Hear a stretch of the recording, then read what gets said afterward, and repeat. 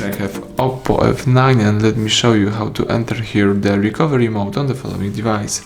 So at the very beginning, let's start by pressing the power key. Let's here slide to power off and wait until your device will be completely switched off. Then you need to use the following combination of keys, power key and volume down. Let's hold down together those two keys and release all keys as soon as OPPO logo pops up on the screen. So here you can navigate by using both volume keys and confirm options by pressing power key, or you can simply tap on the screen.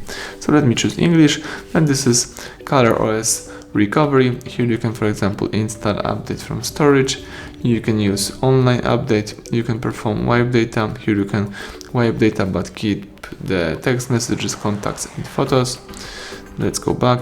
Here you can also reboot the device, so you can quit this mode, power off. You can use check disk or version 1.2. In my case, let me reboot my phone, tap OK, and let's just wait until the operation will be completed.